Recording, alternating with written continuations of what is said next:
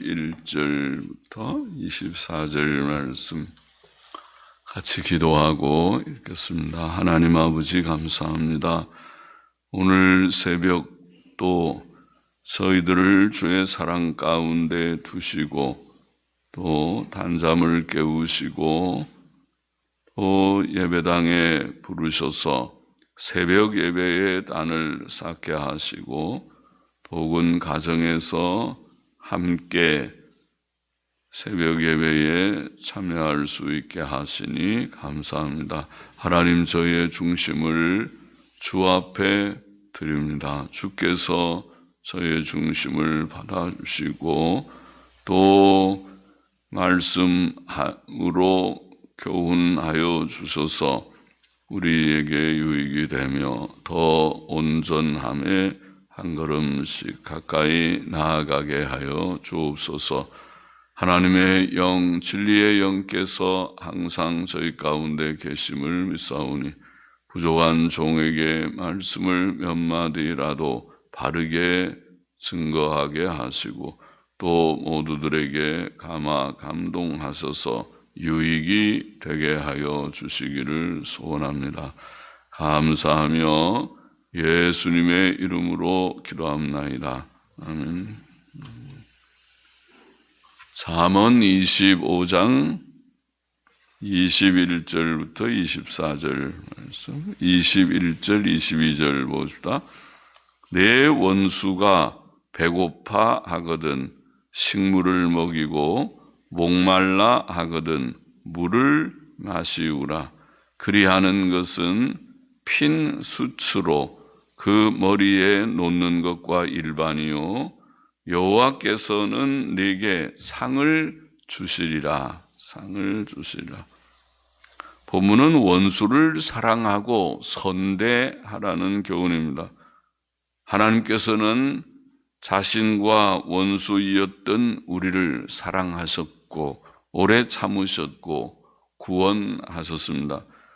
우리는 이런 사랑을 보이신 하나님의 마음과 행위를 본받아야 합니다. 주께서도 비슷한 내용을 교훈하셨습니다. 마태복음 5장 44절 전통 본문에 보면 나는 너희에게 이르노니 너희 원수를 사랑하며 너희를 저주하는 자를 축복하며 너희를 미워하는 자에게 선을 베풀며 너희를 모욕하고 너희를 핍박하는 자를 위하여 기도하라. 그렇게 말씀하셨습니다. 누가복음 6장 27절 28절도 비슷한 말씀이죠. 너희 원수를 사랑하며 너희를 미워하는 자를 선대하며 너희를 저주하는 자를 위하여 축복하며 너희를 모욕하는 자를 위하여 기도하라. 사도 바울도 교훈하기를 내 원수가 줄이거든 먹이고 목마르거든 마시우라. 그리함으로 네가 숯불을 그 머리에 쌓아 놓으리라. 악에게 지지 말고 손으로 악을 이기라. 이게 로마서 12장 20절 21절 말씀인데 그 말씀은 잠언 오늘 본문의 말씀을 인용하고 그게 좀 더 더하여 말씀한 내용이라고 보입니다. 핀 수치로 그 머리에 놓는다는 오늘 본문의 표현은 무슨 뜻일까? 핀 수치로 그 머리에 놓는다. 그것은 보통 두 가지로 해석을 하는데 그것은 핀 수치, 쇠를 달구듯이 그의 선행이 원수의 마음을 감동시켜 회개케 하고 변화시킨다는 뜻일 것이다. 그렇게 해석하기도 하고 핀수칠, 그 마음에 감동을 시켜 회개시키는 그런 뜻이다. 원수가 생각하기에 자기는 상대방에게 악을 행하였는데 원수니까 악을 행했겠죠. 그러나 상대방은 자기에게 선을 계속 행하니까 감동을 받는 것입니다. 나는 악한데 왜 저렇게 나에게 선을 행하는가. 그래서 어느 날 자신을 반성하고 회개할 수 있겠죠. 그러나 원수가 그래도 변하지 않는다면, 이렇게 선을 베풀었는데도 변하지 않는다면, 그가 원수에게 한 선행이 도리어 그의 머리에 놓여진 하나님의 진노의 숯불이 될 것이다. 그런 뜻도 될 수 있을 것이다. 그런 해석도 합니다. 그게 핀 숯은 하나님의 진노의 그런 숯불이다. 그러니까 그를 감동시키는 숯불이든지 아니면 하나님의 진노의 숯불이든지 할 것이다. 그렇게 두 가지로 해석을 합니다.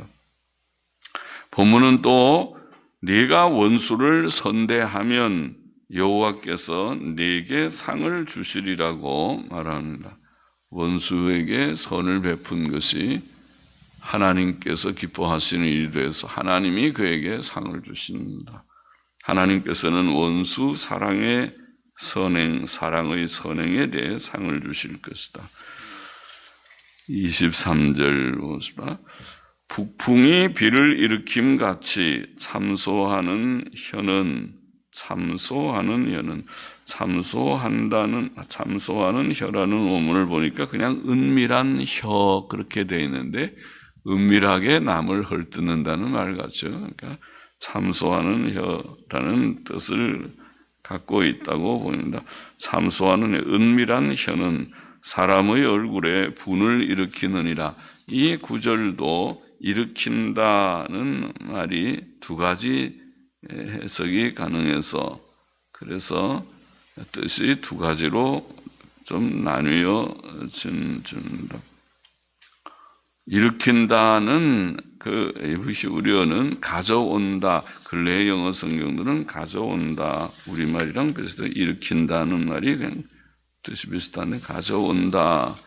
그렇게 또 권위 있는 사전도 그렇게 말하고 고대의 헬라어 70인역이라고 하는 헬라어 역이 있죠. 그 번역도 그렇게 했는데 그러나 또 다른 뜻은 몰아낸다 이런 뜻도 있습니다. 몰아낸다. 옛날 영어 성경은 몰아낸다. 그렇게 번역을 했고 그것도 또 상당한 그런 지지를 갖습니다. 헬라어의 시마쿠스역이라는 번역도 있고 또 우리가 중세의 아주 표준적인 라틴어 번역인 라틴 벌겟이라는 번역이 있고 그리고 유명한 우리의 주석가 카일 델리치 구약 성경에 권위 있는 주석가인데 카일 델리치나 또 유대인 학자들 중에서 더러 아벤에즈라, 조셉 킴치 등의 학자들의 그런 해석입니다. 몰아낸다. 그것도 굉장한 그 유력한 그런 그 사람들의 지지를 받는 그런 번역이니까 가져온다 혹은 몰아낸다. 그리고 은밀한 혀는 방금 말씀드린 대로 은밀하게 남을 헐뜯고 비난하는 혀라는 뜻이라고 보입니다. 자, 한글 본문대로 가져온다, 그건 일으킨다는 말은 가져온다. 그게 맞아 보이는데 일으키는. 북풍이 비를 일으키듯이 북풍이 비를 일으키듯이 혹은 비를 가져오듯이 은밀하게 남을 헐뜯는 혀가 비난당하는 당사자가 화분 내겠죠. 더 바른 생각을 가진 그의 이웃의 사람들이 그걸 듣고 아이고 그럴 수가 있는가 저렇게 남을 막 비난하다니 그렇게 해서 분노케 만들 것이다. 그런 뜻으로 번역된 거죠. 그런 뜻이라면은 우리는 남을 헐뜯고 비난하는 말, 은밀하게 남을 헐뜯고 비난하는 말 하지 말아라. 그런 말, 교훈과 같습니다. 그런 교훈이라고 봅니다. 그것도 성경적이죠. 남을 헐뜯고 비난하는 말을 삼가야 합니다. 주께서는 마태복음 7장 1절 2절에 비판을 받지 아니하려거든 비판하지 말아라. 너희의 비판하는 그 비판으로 너희가 비판을 받을 것이요. 너희의 헤아리는 그 헤아림으로 너희가 헤아림을 받을 것이니라. 우리가 남을 비판하면 너는 그 사람보다 더 부족이 많지 않느냐. 남도 너를 비판할 것이다. 그런 말이죠. 그래서 비판을 우리가 가급적 하지 말라. 아주 꼭 진리 문제가 아니면 주의 진리를 변호해야 될 그런 일들, 주의 교회의 거룩함을 지켜야 될 그런 일이 아니라면 그렇게 잘 알지 못하고 함부로 비판하는 그것은 옳은 태도가 아니다. 또 다른 우리가 옛날 영어 성경의 번역대로 몰아낸다는 말로 보면은 북풍이 비를 몰아내듯이 그렇게 돼요. 북풍이 비를 몰아내듯이. 그 다음에 후반부는 노한 얼굴은 남을 헐뜯는 혀를 은밀히 헐뜯는 혀를 몰아내느니라 이렇게 번역했습니다. 조금 뜻이 달라졌죠. 그러나 그 뜻도 좋은 뜻이죠. 북풍이 비를 몰아내듯이 노한 얼굴은 남을 헐뜯는 혀를 몰아내느니라. 팔레스틴 땅의 북풍은 유대 땅의 북풍은 보통 비가 없는 바람이라고 합니다. 우리가 아는 대로 유대 땅의 지형을 보면 서쪽, 남쪽 쪽에 바다가 있으며 서쪽에 주로 바다가 있죠. 그래서 북풍은 비가 없는 바람이라고 합니다. 서풍이나 남서풍이 비를 가져온다고 하니까 그렇다면 이 번역도 뜻이 맞아 보이죠. 여기 뭐라고 해요? 북풍이 비를 일으키는 것이 아니라 북풍이 비를 몰아내는 것, 오히려 쫓아내는 것이죠. 그렇다면 본문의 뜻은 어떤 사람이 내게 와서 은밀히 남을 헐뜯고 비난하는 말을 하면 그것을 듣지 않고 그 앞에서 화를 내면 여보시오, 그런 비난의 말을 내 앞에서 하지 마시오. 그런 말 하려면 다시 내 앞에 나타나지도 마시오 하고 그렇게 좀 야단을 치듯이 화를 내면 다시 와서 그런 말을 하지 않겠죠. 쫓아내버릴 것입니다. 그 헐뜯고 비난하는 말을 다 추방해버리듯이 할 것입니다. 디모데전서 3장 11절에 보면 사람이 장로와 집사가 되려면 그 아내들이 장로의 아내, 집사의 아내들이 참소하지 않는 자여야 한다. 이런 말씀이 있죠. 참소하는 것이 그것이죠. 그래서 자꾸 이 사람이 이렇고 저 사람이 이렇고 남을 논단하고 논평하고 비난하는 그런 그런 일들을 하지 않는 자여야 한다. 덕스러워야 된다는 말은 남의 말을 가급적이면 하지 않는 게 덕이 되죠. 그래서 아주 점잖은 사람들, 인격적인 사람은 남의 말을 잘 안 하죠. 자기 생활에도 바쁜데 남 이렇게 저렇게 말하는 사람은 자기 생활에 좀 성실치 않는 사람일 가능성이 있죠. 하나님 앞에 죄되는 일을 우리가 행하는 일이겠죠. 그래서 참소하지 않는 자여야 한다. 그렇게 교훈했습니다. 누가 와서 그런 비난을 하면은 화를 한번 내면은 다시는 와서 그런 말을 못 하겠지. 24절 보십시다. 다투는 여인과 함께 큰 집에 사는 것보다 움막에서 혼자 사는 것이 나으니라. 참 성경에 똑같은 말이 두 번 나오는 경우가 예수님 말씀을 복음서에서 이제 이 복음서에도 나오고 다른 복음에 나오고 그런 경우는 있지만은 그러나 같은 성경에 같은 말을 두 번 나오는 것이 없어 보이는데 여기에 이 말씀은 잠언 21장 9절에서도 나온 말씀입니다. 똑같은 말씀. 잠언 21장 9절에도 다투는 여인과 함께 큰 집에 사는 것보다 움막에서 혼자 사는 것이 낫다.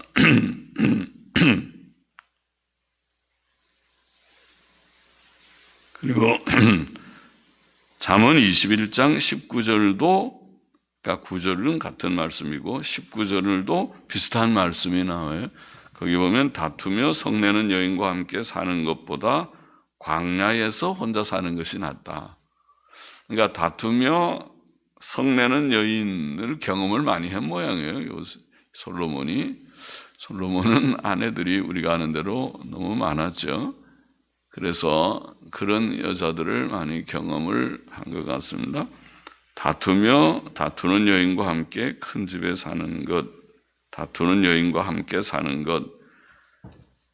다투는 여인은 성격에 문제가 좀 있어 보이죠. 다투는 거를 늘 너무 좋아하면은 아주 필요할 때에 좀 다툴 수는 있겠지만은 너무 자주 그렇게 하면 성격에 문제가 있습니다. 사람은 자기의 욕심이 충족되지 않으면 불만하고 다투는데, 그러니까 욕심이 있는 사람일 수 있죠. 욕심이 없으면, 사람이 욕심이 없으면 다툴 것도 없어요. 우리 아이들도 잘하는 걸 보면은 욕심이 없으면 형제간에 다투질 않죠. 누가 뭐 좀 달라고 하면 그래 가지들 가져. 나중에 다 주고 나면 자기가 없지만은 욕심 있는 아이는 자꾸 언니 거나 동생 거나 달라고 그래서 자기가 가지고 자기 걸 자꾸 만들려고 해요. 그게 욕심이 있어요. 그리고 욕심이 없는 아이는 언니들이 욕심이 없으면 좋지요. 그러면은 동생들이 다투지 않고 사이좋게 해야 돼요. 언니가 웬만한 거는 다 그래 가져. 그래. 너 필요해 원해 그럼 가져라. 그러면은 서로 사이가 좋아져요. 그런데 안 돼 그렇게 하면은 그때부터 좀 갈등이 생기고 다툼이 생기죠. 욕심이 없으면 불만도 없고 다툼도 없을 것이다. 사람의 가치는 늘 말하는 대로 사람이 무엇에 가치를 두냐? 가치는 경건함과 선함과 온유함 등의 덕성에 있다. 경건과 도덕성이라는 것은 온유하고 선한 그런 마음을 포함하는 거죠. 여성의 가치도 그러합니다. 성경은 특히 여성의 덕으로, 여성들 남자도 마찬가지죠. 여성의 덕으로 하나님을 경외함 꼽고, 또 덕스러움, 덕이라는 말, 덕스러움, 또 선행, 선하게 하고 온유함, 조용함, 이런 것을 여성의 덕으로 말했습니다. 우리 여성도님들은 유념해서 내가 성경적으로 참 온전한 덕스러운 여인인가 여자인가 한번 생각해 보면 좋죠. 잠언 31장 30절에 보면 고운 것도 거짓되고 아름다운 것도 헛되나, 곱고 아름다운 것은 우리가 겉으로 보면은 좋지요. 보기가 좋고 미운 것보다는 좋고 사람들이 다 좋아하고 하겠지만은, 그러나 그것이 사실 거짓되고 헛되다. 그거는 겉꺼풀이 그런 것이지 속이 그렇게 되지 못하면, 속이 고와야지, 속이 아름다워야지, 속 사람이 좋아야지. 겉만 그러면 그건 거짓이고 속이는 것이고 그 사실 헛된 것이다. 고운 것도 거짓되고 아름다운 것도 헛되나 오직 여호와를 경외하는 여자는 칭찬을 받을 것이라. 하나님을 참 경외하면 속 사람이 고와지는 것이죠. 하나님의 말씀대로 하니까 내 말대로 온유와 겸손으로 단장하라. 그러면 아멘, 아멘, 아멘. 우리가 이 설교 요새 보면 유튜브 우리 교회 설교 듣는 어떤 성도는 하면 간혹 아멘, 아멘 답글을 달 때 아멘 그러고 답글을 다는 분들이 있더라고요. 아멘입니다. 하나님을 경외하면 말씀대로 하면 아멘. 잠언 12장 4절은 어진 여인은 그 지아비의 면류관이나 욕을 끼치는 여인은 그 지아비로 뼈가 썩음 같게 하느니라. 그렇게 했어요. 그 어질다고 번역한 말이 덕스러운 그런 말입니다. 덕이 있는 여인, 그렇게 번역할 수 있는 말입니다. 어진 여인이 지아비의 면류관이다. 여성이 덕이 있고 어질면은 집안이 얼마나 밝겠고 좋겠습니까?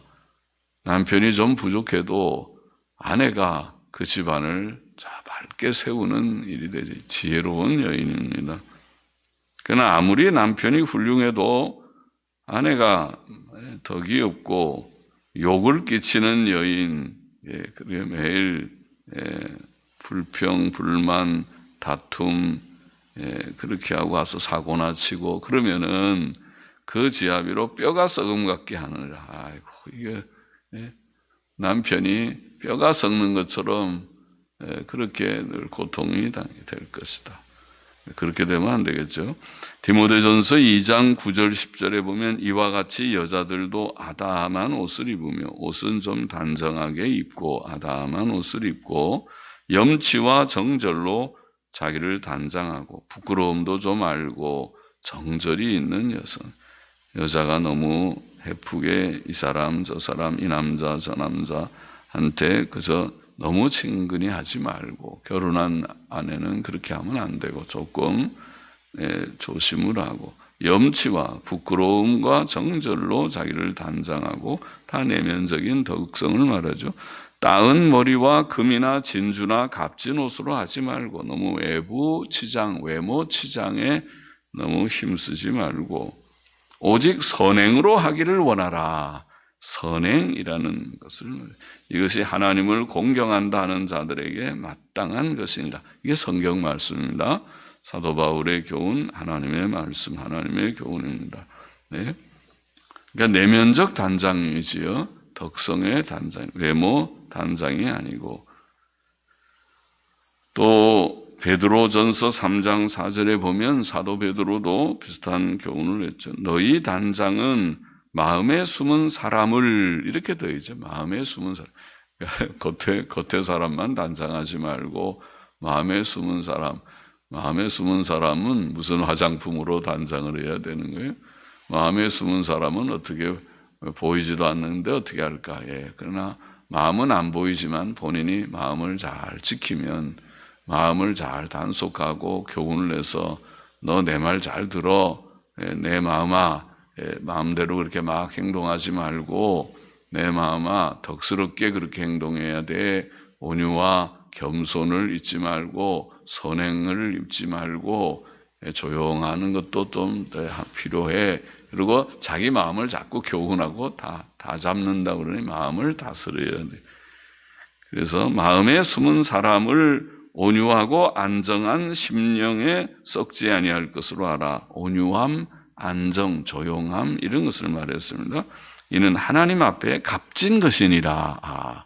참 좋은 단장은 그것은 아주 값비싼 화장품보다 아주 더 100배 가치 있는 값진 것이다. 값진 화장품입니다. 내가 돈이 없어서 비싼 화장품은 못 사도 마음을 단장하는 것은 돈 없이 할 수 있는 것입니다. 하나님만 잘 믿으면 하나님 앞에 기도하며 회개하며 하나님의 말씀으로 교훈하고 단속하면 할 수 있어요. 그 외에도 성경은 검소함, 절제, 근면 등을 여성의 덕으로 말했습니다. 많은 사람들이 얼굴이 예쁜 것이 큰 가치라고 생각하는 것 같으나 실상 사람의 외모보다 그의 영혼이 더 중요하며 그 영혼이 그의 인격을 형성합니다.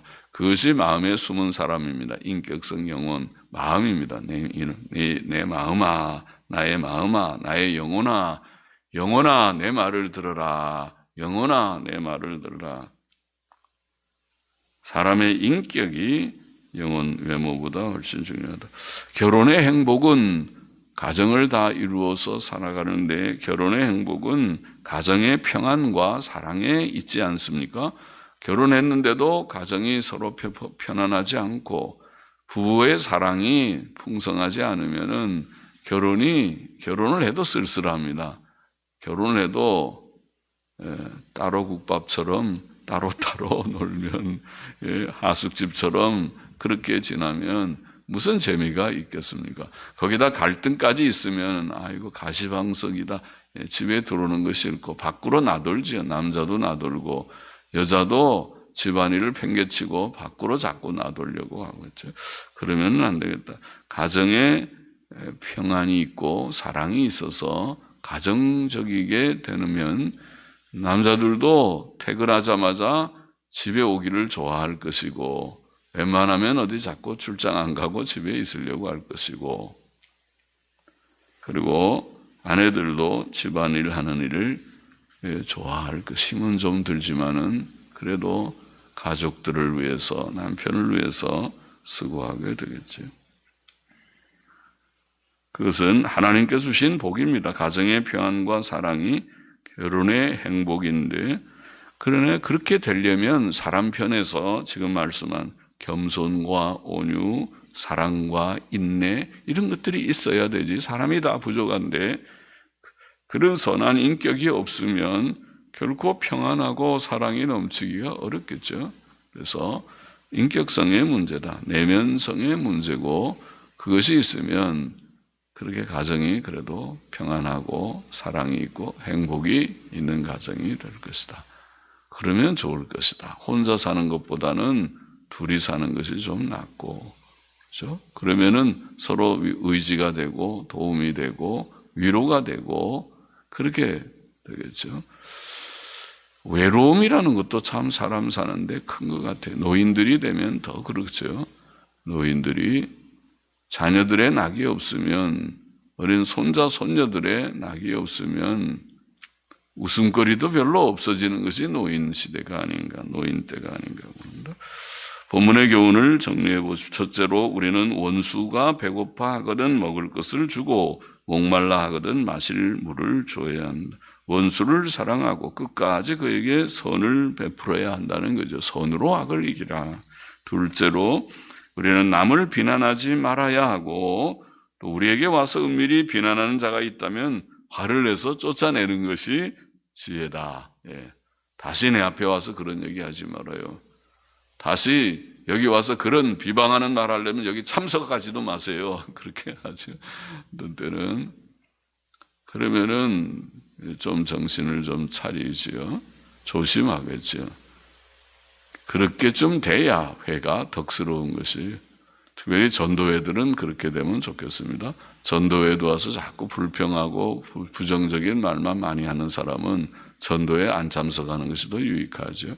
다른 사람을 다 배려해. 착한 사람, 순진한 사람을 다 배려놓는, 다 부패시키는 아주 악한 사람이지요. 셋째, 다투는 여인과 함께 큰 집에서 사는 것보다 움막에서 혼자 사는 것이 낫다. 그래서 사람의 가치는 외모에 있지 않고 인격성에 있다는 거죠. 모든 성도들은 경건과 선함과 온유함의 덕을 갖추도록 힘써야 하겠습니다. 기도하십시다. 하나님 아버지, 원수까지라도 사랑하라고 말씀했는데 어려운 교훈이지만은 그렇게 실천할 수 있는 원수 같은 우리를 사랑하신 주님의 덕을 우리가 본받을 수 있도록 은혜를 주옵시고 또 남을 비난하는 악한 일도 하지 말고 그런 것을 방치하는 일도 하지 않고 지혜롭게 살아가게 하여 주시고 또 다투는 여인이 되지 말고 또 가정마다 평안이 있고 사랑이 있고 행복이 있는 가정이 되게 하여 주시기를 소원하며 헌금하는 심령도 받아주시기를 원하며 예수 그리스도의 이름으로 기도합니다. 아멘.